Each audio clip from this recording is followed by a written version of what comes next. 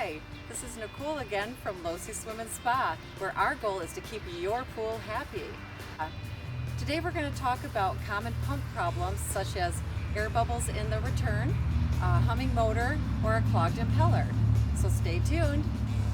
We're going to start with a common problem with air bubbles in the pool. First up, you're going to want to check your water level. First and simplest thing to do. Is my water level too low, or is it just right, or is it too high? And I can show you where a proper water level is at. So the proper water level you want about halfway up or 3/4 of the way up your skimmer. Or some skimmers actually have a marcation line where it says pool fill here or line here. And you can also note that if your skimmer faceplate has that little marcation line. If your water levels are off, either if it's too low, you're going to fill your pool up to that fill line or 3/4 halfway up your skimmer. And if it's just right, then you can carry on to the next thing, which would be checking your pump lid O-ring. The second thing to check would be your pump lid O-ring, okay? So we're going to get into the lid here. Take that off. Now that's where you're going to find your pump lid O-ring, right here. Sometimes you have to pry it out with a little pick or something to get that O-ring out. But if this O-ring is squished and flattened, or if it's misshapen, too large, it's got a lot of splits and cracks on the material itself, that's a clue to you that that's a bad O-ring and it needs to be replaced. When you get your proper O-ring, you then want to put a little bit of O-ring lube around the O-ring. Okay, just go all the way around and coat that O-ring like that, and then just a light layer, nothing excessive. And then put your O-ring on the pump lid, of course taking your old one off first, put your new one on, and then seal it back down. Start your equipment back up, and if you have solved the problem with no more air bubbles, that was simply the problem, a bad pump lid O-ring. Third and fourth things to check is, now that you've checked your water level and made sure that's good, replaced your pump lid O-ring if necessary, let's move on to checking the union at the front of your pump. If you have, a lot of unions will have an O-ring in between the two halves, okay? Right here, you can see an O-ring right here. That O-ring might be bad as well, so that's a replaceable piece. So just bring that into your favorite pool store and get your O-ring. Check and make sure that you're not getting any air in that area, okay?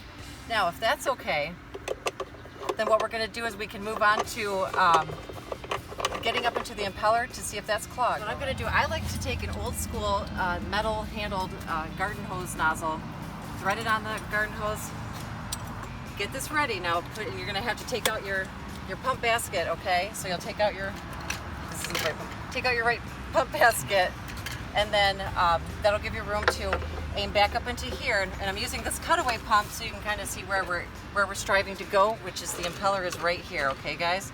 So when we're ready, got the nozzle facing towards the impeller, we're going to have someone turn on the water full pressure for us, and when we're ready, you're going to squeeze the handle and just shoot right up into that impeller, and just hold your hand there and kind of work it around in there, all right? Now, you will, if it is clogged, you will see pine needles come flying out, little pebbles. I've had someone's kid put the fish tank pebbles down the skimmer before, and that came shooting out, so all kinds of stuff could come shooting out of there. So you do that when you're done. Just turn off the water, bring this back out, put your pump basket back in, your lid back on, and see how that goes. Hey, thanks for watching our series on air bubbles in pool and clogged impellers. We're going to go over some of the parts that you may come upon in your fixing the problem. First of all, we had discussed a gasket or lid O-ring, okay? So you can have a round lid, square lid, whatever. And you're gonna just want to check the O-ring or gasket to make sure it's healthy. And if it's cracked and tired, simply buy a new one and put some O-ring lube on it, okay? Now, after we squirted the water in near the impeller area, if you guys get stuff out of the impeller, if you want to break down your pump further, you can, and you can really visually see this and see if there's any wear spots on it, wear marks, chips, what have you, okay? And for the gung-ho people who really want to break it into the pump, you can come upon the diffuser, seal plates and things like that.